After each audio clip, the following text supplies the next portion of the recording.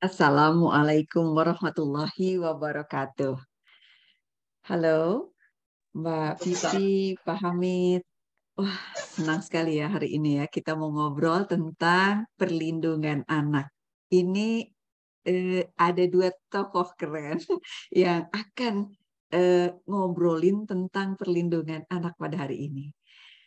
Isunya adalah kita tahu ada kecelakaan maut di Cibubur yang beberapa hari yang lalu, dan ini menimbulkan pertanyaan terkait dengan hak anak yang sekarang ini sedang sedang sangat kuat dibahas ya. Kecelakaan tersebut di 18 Juli dan apa namanya, ada 10 orang tewas, 5 orang luka-luka. Beritanya ada 10, ada yang 11. Truk tangki Pertamina mengalami remblong. Ini dugaannya seperti ini, tidak ada jejak pengereman dan ada lampu merah, kondisi jalan menurun dan akhirnya menabrak sejumlah mobil dan motor. Ini adalah nama-nama korbannya dari data dari Korlantas. Dan bagaimana dengan peraturannya gitu ya. Ada ahli waris, di antaranya juga ada anak-anak, dan juga kita tahu bahwa ada keputusan Menteri Keuangan tentang apa namanya, besaran santunan, yaitu 50 juta dan juga 20 juta untuk korban luka-luka. Kalau kita lihat di Indonesia, datanya jumlah kecelakaan lalu lintas lumayan banyak ya, dan ini di dunia terbanyak ketiga di dunia. Dan kalau kita lihat datanya, WHO menyebut bahwa cedera lalu lintas adalah 10 penyebab kematian. Salah satu dari 10 penyebab kematian di dunia. Di Indonesia sendiri, jumlah korban kecelakaan lalu lintas 70% usia produktif. Apa implikasinya?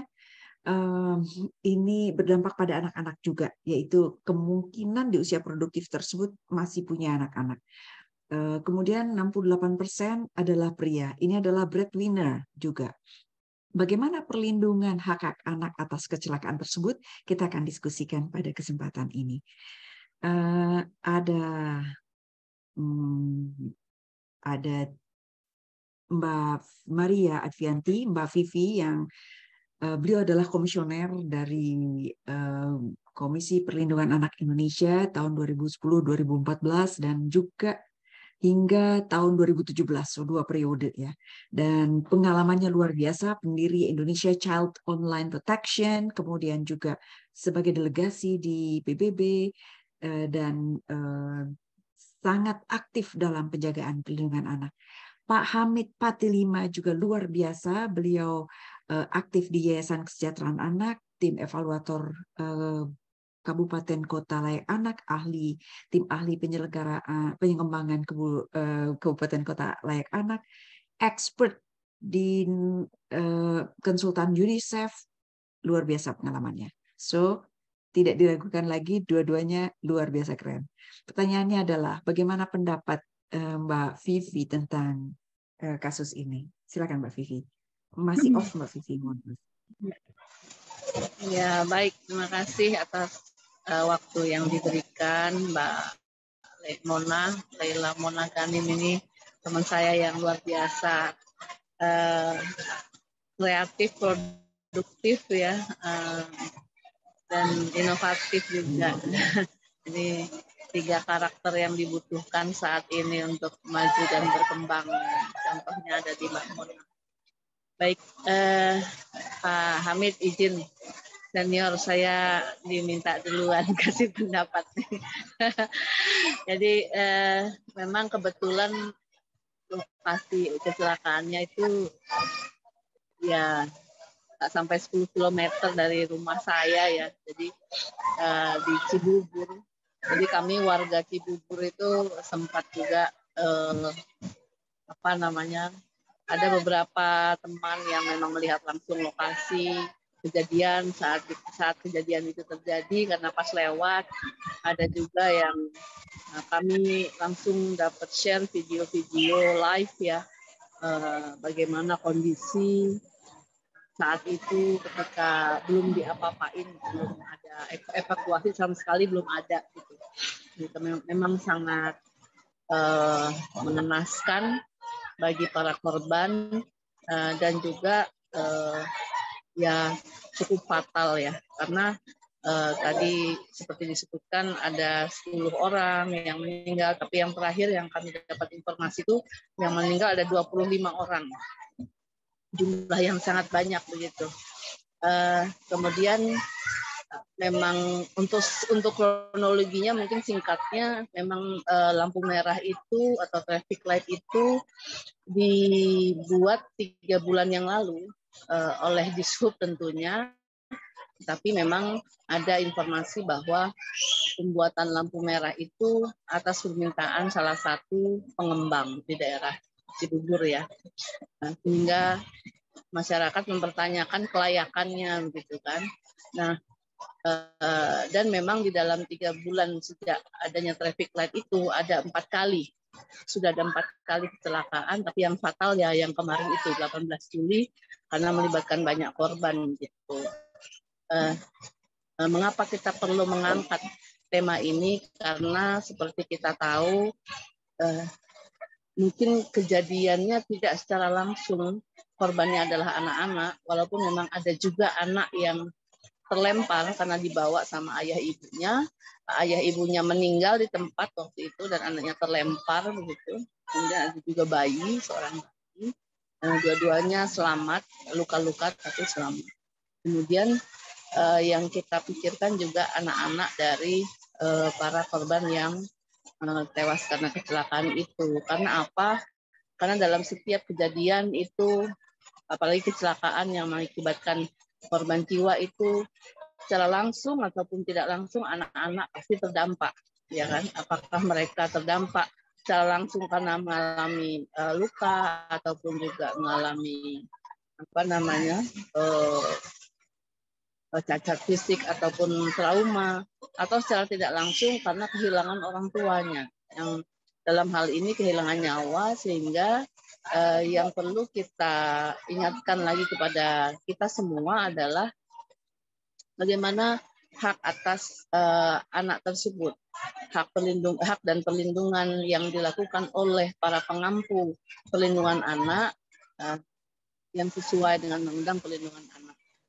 Karena kita tahu bahwa ketika seorang anak sudah tercerabut pelindung utamanya dan pelindung pertamanya yaitu orang tua, apalagi ayah dan ibunya sekaligus misalnya, itu biasanya dia akan diasuh atau dirawat oleh keluarga kedua, gitu. Apakah bibinya, pamannya, atau kakeknya atau neneknya, gitu ya, keluarga kedua atau keluarga ketiga, di mana masing-masing keluarga tentu mempunyai beban yang tidak ringan, dan kemudian dia ditambah lagi bebannya karena ada memang anak yang memang sudah harus dilindungi ya oleh mereka. Tapi ketika kejadiannya adalah karena kesalahan dari luar, tentunya kita mempertanyakan bagaimana tanggung jawab pihak-pihak yang berkepentingan atau yang menyebabkan terjadinya kecelakaan ini sampai sejauh mana. Kemudian sampai sejauh mana juga negara mengatur agar anak-anak ini juga terjamin hak-haknya, terutama hak atas pendidikan dan hak atas kesehatan dasar. Karena ketika orang tuanya tidak ada, bagaimana dia bersekolah nanti, kemudian bagaimana ketika dia sakit gitu ya, siapa yang akan bertanggung jawab. Walaupun memang sudah ada kompensasi, tetapi di zaman sekarang ini kompensasi seperti itu apakah sudah cukup layak dan sudah cukup memenuhi hak anak yang dijamin oleh undang-undang gitu kan. Sedangkan negara kita pun sudah mewajibkan wajib belajar pendidikan dasar ya kepada anak-anak kita. Tapi tentunya peran orang tua yang kemudian tiba-tiba tidak ada, ini yang perlu dipikirkan bersama. Selain juga soal keamanan jalan itu yang memang merupakan jalan nasional. Saya khawatir Mbak Mona, saya khawatirnya orang ribut sama kecelakaannya gitu ya, tetapi anak-anaknya terabaikan. Padahal dampak dari kecelakaan itu berdampak panjang bagi kehidupan mereka sampai dewasa. Mulai dari trauma psikisnya, mereka kehilangan orang tua, kemudian dari tadi soal pendidikan kesehatan dan lain sebagainya. Nah, itu siapa yang mikir gitu kan? Kalau misalnya bukan orang-orang dekatnya, dan apakah negara kita cukup hadir untuk bisa memikirkan anak-anak itu ke depan. Saya kira itu mungkin untuk awalnya ya. Ya, oke Mbak Vivi, betul sekali ya, saya setuju. Jadi memang masalah awalnya adalah pemulihan mental karena kehilangan orang tua atau kehilangan orang yang mengasuh, itu penting sekali. Lalu berikutnya adalah bagaimana nih penjaminan pengasuhan fungsi orang tua, hak mereka untuk lain-lainnya. Bagaimana menurut Pak Hamid? Pak Hamid, silakan. Baik, terima kasih atas diskusi hari ini.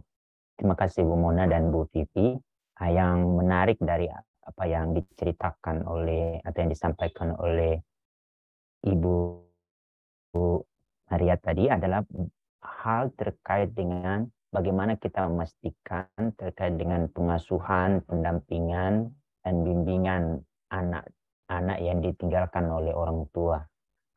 Kalau kita lihat di Undang-Undang 35 tahun 2014 tentang perlindungan anak, itu ada di pasal 72 ayat 3 di huruf F atau G, itu menekankan bahwa orang-orang yang terdekat dengan anak-anak itulah yang akan memastikan bagaimana anak-anak ini didampingi sehingga mereka dapat menerima persoalan ini, bahwa ini memang menjadi sebuah tragedi, tapi tragedi itu juga harus mulai diterima, dipahami oleh anak.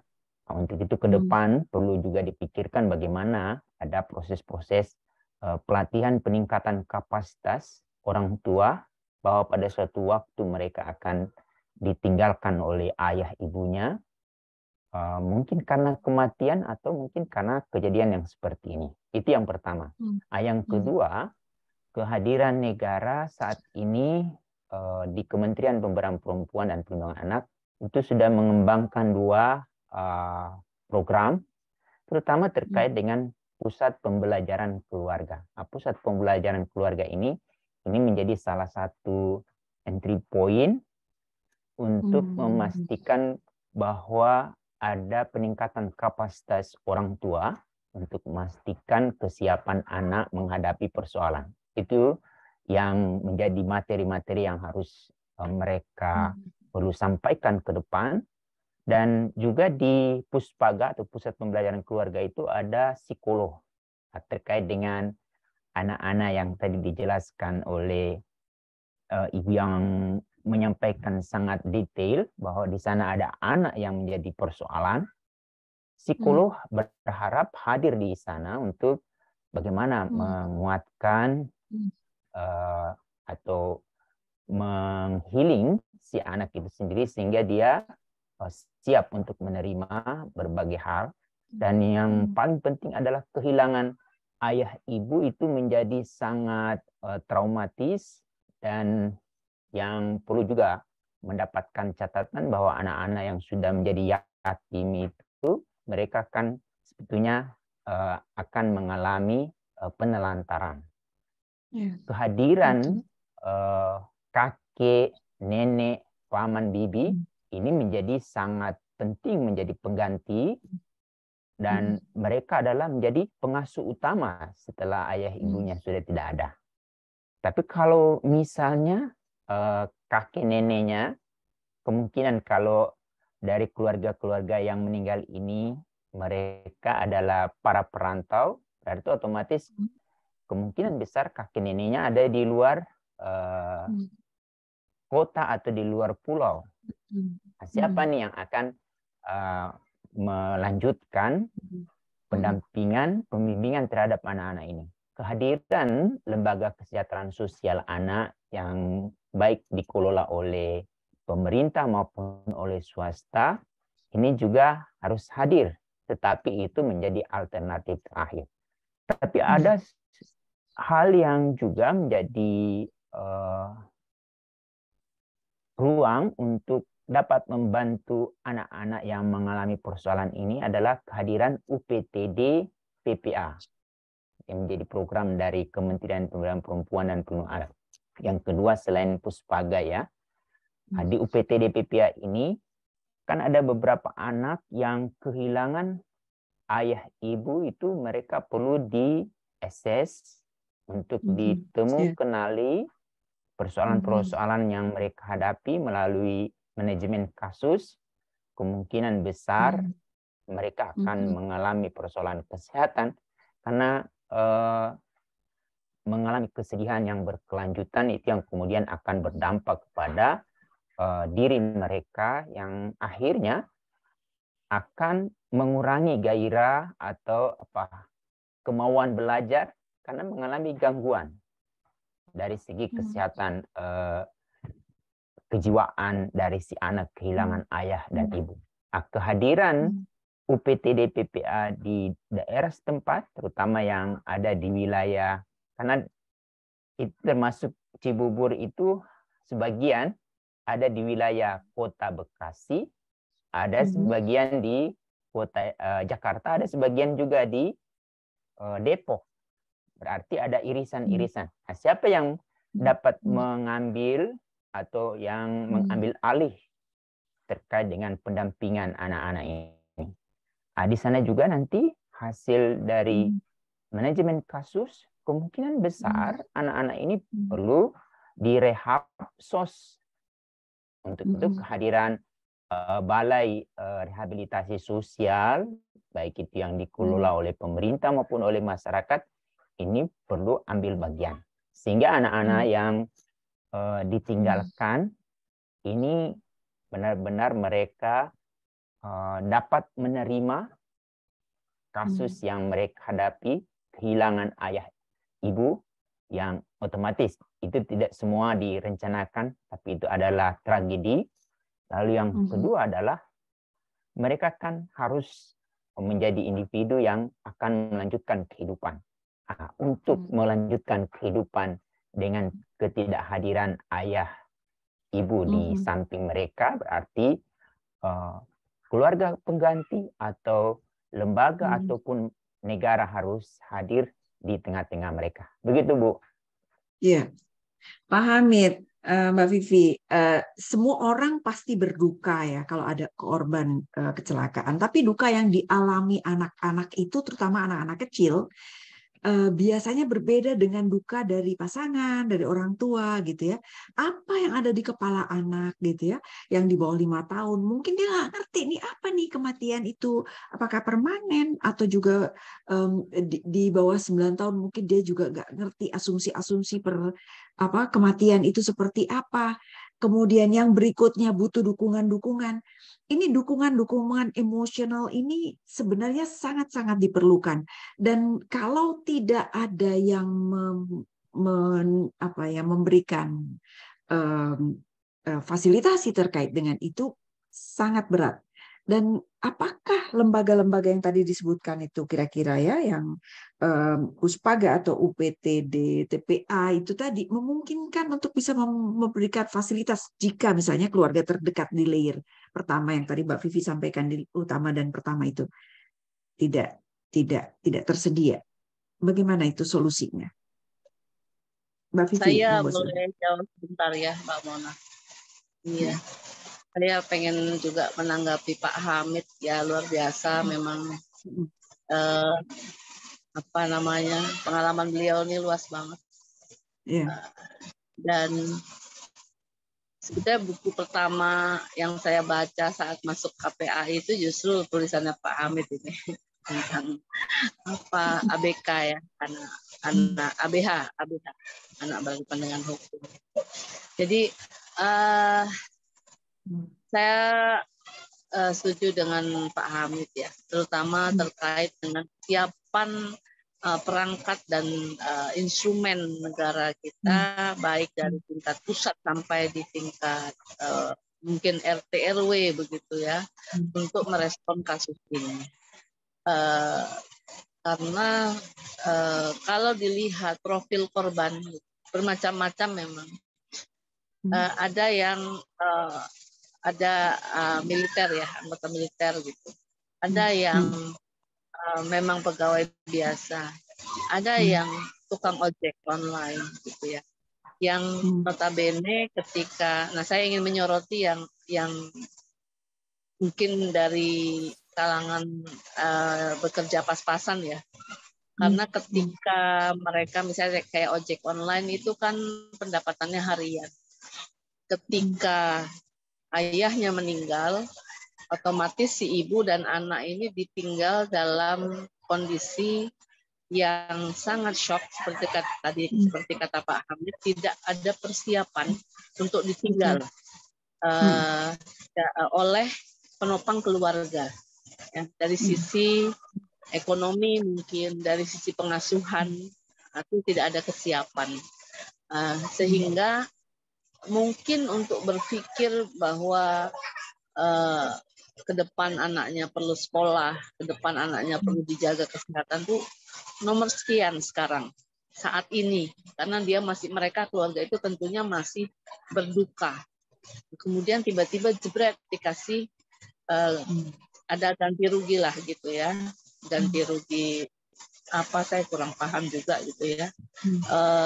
Misalnya sebesar 50 juta yang kita baca di media massa gitu kan. Pertanyaannya kan sebetulnya di situ. Ketika semua diselesaikan, dianggap selesai gitu dengan adanya ganti rugi. Lalu bagaimana hak anak ini gitu kan? Apakah struktur masyarakat, struktur lembaga-lembaga perlindungan anak apapun bentuknya di sekitar mereka itu cukup mampu untuk menopang kemudian memberikan informasi, edukasi apa sih yang dibutuhkan oleh mereka gitu kan. Karena misalnya seorang ibu yang ditinggal suaminya yang notabene kerjanya harian, hasilnya harian, dia nggak akan sempat mikir apa-apa. Dia hanya sempat mikir anak saya besok makan apa, ya kan? Dan bagaimana kami bisa bertahan day to day. Ini problem klasik yang kemudian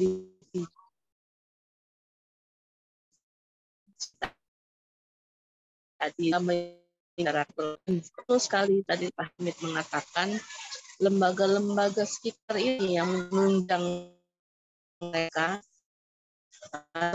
keluarga inti, kedua, keluarga tiga itu sangat penting. Sehingga apa yang harus kita lakukan ataupun harus dilakukan oleh negara, kenapa dari tadi saya menyorot negara harus memastikan bahwa mereka tersapa, bahwa 25 orang korban ini dan 25 keluarga serta 20 mungkin lebih kalau anaknya lebih dari satu keluarga itu betul-betul dilihat, dicek siapa saja mereka, ada di mana, ada tetangga di saya 2 orang itu ojek online ya, kemudian di desa Bojongkulur itu ya, kemudian ada yang di Limus, ada yang memang anggota militer gitu ya. Jadi apakah mereka sudah dilihat?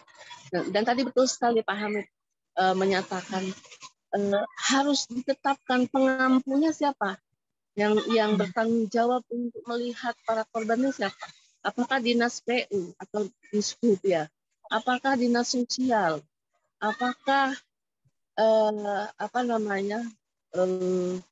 mungkin di sini juga perlu ada KPAI yang memastikan hak-hak anak itu memang terpenuhi.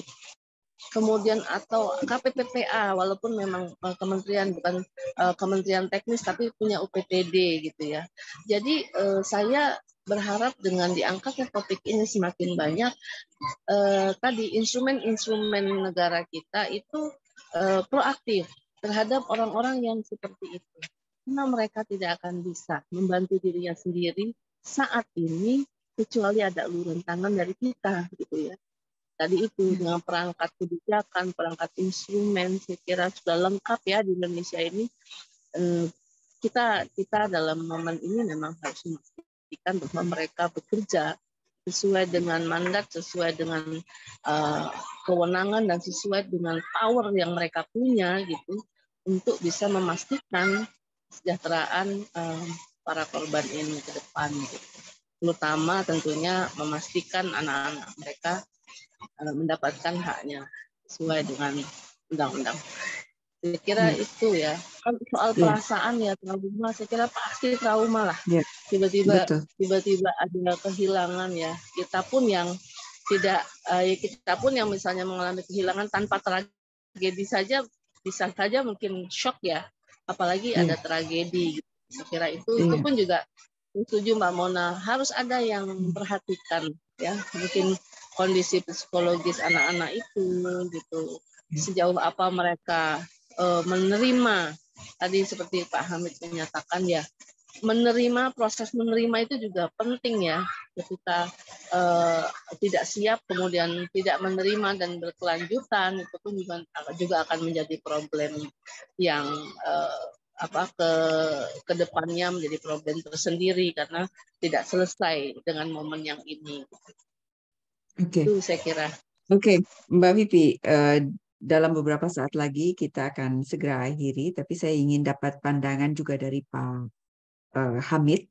Pak Hamid, kita sepakat bahwa negara sangat diharapkan bertanggung jawab dengan kompensasi yang memadai untuk masa depan anak-anak ini, terutama pada anak-anak yang memang kondisi secara ekonominya juga, atau keluarga yang dengan kondisi ekonominya juga kurang mapan begitu. Apakah selama ini nih yang dari dua organisasi atau dari ini yang kita miliki di negara ini cukup memadai untuk itu? Bagaimana Pak Hamid? Baik, lembaga yang kami sampaikan tadi, Pusat Pembelajaran Keluarga untuk Kesiapan Keluarga, lalu UPTD-PP masih baru, dan berharap dengan ada kasus seperti ini yang mungkin belum masuk ke daftar isian mereka, dan mereka harus berupaya apa, untuk itu kita harus melaporkan ke lembaga ini, terutama melalui Kementerian Pemberdayaan Perempuan dan Perlindungan Anak. Kita bisa gunakan SAPA 129, terutama keluarga-keluarga yang memiliki anak dan ini perlu mendapatkan perhatian dari Kementerian Pemberdayaan Perempuan, atau melalui WA 08 11 1129 129. Semoga ini menjadi salah satu pembuka mata bagi mereka bahwa terkait dengan persoalan keselamatan lalu lintas yang merupakan sumber kematian tertinggi di dunia selain jantung atau stroke, kecelakaan lalu lintas ini menjadi penting. Untuk itu, Kementerian Pemberdayaan Perempuan dan Perlindungan Anak melalui kebijakan Kabupaten Kota Layak Anak merancang melalui rute aman selamat ke sekolah. Sebetulnya konsep itu bukan mengarah bahwa anak itu dari rumah ke sekolah, dari sekolah ke rumah dia selamat. Tidak itu saja, tapi banyak hal-hal yang harusnya mereka dapatkan, terutama ayah dan ibu, untuk memastikan keselamatan anak mereka. Di sana Kementerian Perhubungan itu sudah punya kebijakan melalui Peraturan Menteri Nomor 16 Tahun 2016 untuk memastikan setiap daerah itu memiliki program rute aman selamat ke sekolah. Itu poinnya adalah bagaimana setiap orang itu disiplin di jalan, tetapi kalau ada hal-hal yang membuat mereka lalai dan kemudian menimbulkan konsekuensi, salah satunya adalah kehilangan jiwa. Tapi yang menjadi persoalan, kalau misalnya mereka mengalami kecacatan, itu yang kemudian akan berdampak lebih parah lagi dari kehidupan mereka. Dan ini memang benar-benar kita harus membangun sebuah pemahaman baru ke depan, bahwa keselamatan berkendara itu menjadi utama, karena ayah atau bunda akan nanti kehadirannya di rumah dengan selamat. oleh anak-anak mereka. Begitu juga ayah dan bunda sangat berkehendak kehadiran anaknya itu benar-benar tiba di rumah dalam keadaan sehat. Dan ini menjadi satu kebutuhan ke depan. Dan kejadian tragedi yang ada di Cibubur ini berharap menjadi pembuka cakrawala ke depan bagi setiap ayah dan ibu dan terutama anak-anak. Tapi yang menjadi penting adalah kehadiran negara untuk benar-benar selalu menjaga keselamatan lalu lintas sebagai sumber kematian yang disampaikan tadi oleh Ibu Mona dari WHO. Demikian. Ya, terima kasih sekali. Saya setuju bahwa memang keterampilan berkendara itu penting sekali. Kematangan emosional, juga sikap hati-hati untuk menghindari potensi adanya celaka itu juga penting. Dan juga rute aman ke sekolah, setuju sekali, bagus sekali itu jika difahami oleh semuanya begitu ya, dan diimplementasikan. Jika ada tragedi, tetap kita berharap negara harus hadir. Di samping kalau kita lihat dari undang-undang, siapa yang ikut bertanggung jawab dalam perlindungan anak, ada keluarga juga, ada masyarakat, ada pemerintah daerah dan pemerintah negara juga. Demikian, terima kasih sharing yang bernas sekali, Mbak Vivi. Thank you very much. Makasih banyak, Pak Hamid, luar biasa. Inspiring semuanya ya sharingnya. Terima kasih. Kita lanjut lagi nanti untuk sharing-sharing berikutnya. Sampai ketemu lagi. Assalamualaikum warahmatullahi wabarakatuh. Terima kasih Pak Hamid ya. Terima kasih Bu Mona. Bye-bye. Thank you. Kita tutup ya. Terima kasih. Waalaikumsalam. Bye.